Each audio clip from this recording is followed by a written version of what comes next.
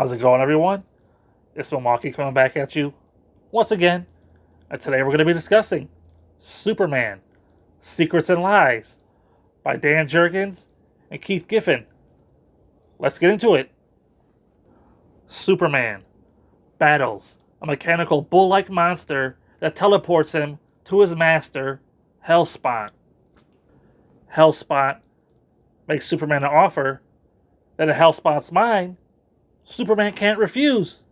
But of course, the Man of Steel does not take the bait, and he outright refuses the offer. This, of course, leads to the two of them slugging it out in the Himalayas. Then, Superman goes on to attempt to grapple with a foe who is in fact untouchable, named Anguish. Russia, trying to play catch up with America and develop their own Superman, they end up pulling out an alien creature from a different dimension. Can Superman resolve this conflict before the nukes drop? And if all that wasn't bad enough, Lois is trying to set Clark up with her sister. And in Superman Annual 1, we get the return of Hellspot. Right out the gate, I want to, talk about Dan Jurgens and his art here on this book.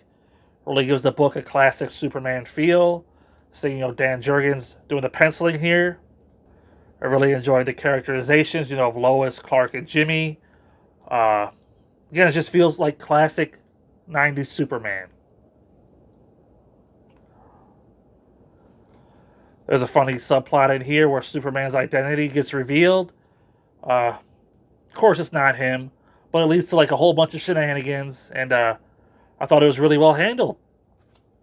The only real negative I can really say is didn't really care for the villains. Hellspot, he's another one of these Wildstorm guys. He's a Daemonite.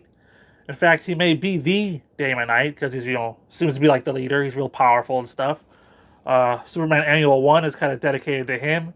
An origin for him, I think. But he returns to Superman Annual 1. And, the next Superman event is called Hell on Earth or something like that. And I thought it was going to be about Hellspot, but I guess it's not. So I thought all this was going to be set up for that, but it turns out no. So I don't really know what this is leading to. It's a lot of Stormwatch tie-ins. Check out Stormwatch issue 9 to see what Hellspot's talking about. So I was kind of lost there because I hadn't read Stormwatch issue 9. Well, I'm not really feeling, these Wildstorm characters at this point. I guess if you're like a long-time Superman fan, you started reading New 52 when it was going on, seeing Superman take on these new villains might be exciting for you. But for me, it's just whatever. I don't really have any connection to them, so I'm not like, oh my god, Hellspot, oh, this is going to be great. Superman and him, they fight in the Himalayas. Hellspot runs away. Then he shows up in the Superman Annual, written by Scott Lobdell, with like an armada, and he's just mopping the floor with Superman, and he's like, oh, I'll be back. And so I guess we'll have to see what happens with that. But overall, this volume is kind of similar to Volume 1, because in that volume, Superman took on all these different villains, like one he couldn't see, like one he couldn't touch, I believe. And here we have another villain who he couldn't touch. I don't know that character either. She might be from Wildstorm. I didn't look into it. But now that I'm thinking about it, Dan Jurgens is off the book already. Like the Annual is written by Scott Lobdell, and the next event, I believe, is written by him as well. So the Superman books really were in chaos at this time. There's some ties into Grant Morrison's run here, especially with the Superman's identity being revealed. Superman's like, oh, this reminds me of the time, or this is the reason why I killed my identity as Clark Kent back in the day, because of stuff like this.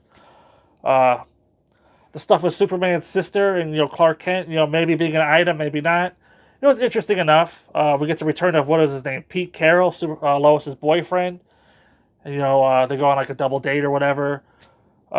Pretty fun, dialogue with the dynamics, with the new 52 status quo of Lois and Clark. You'll see how these two interact. I'm at least interested in it. You might not be. So yeah, I'm looking forward to Hell on Earth. All the super characters getting together in a big event. We'll see if the Superman books get back on track there, because I really feel like Superboy is a strong title. Supergirl, I'm not really feeling. A Superman, it's like I want to like it. I do like it. It's just not reaching those heights, that Superman is known for. And the shuffling creative teams is not helping it. So I'm going to go ahead and give Superman Secrets and Lies a 3 out of 5. Until next time, I'll see you there.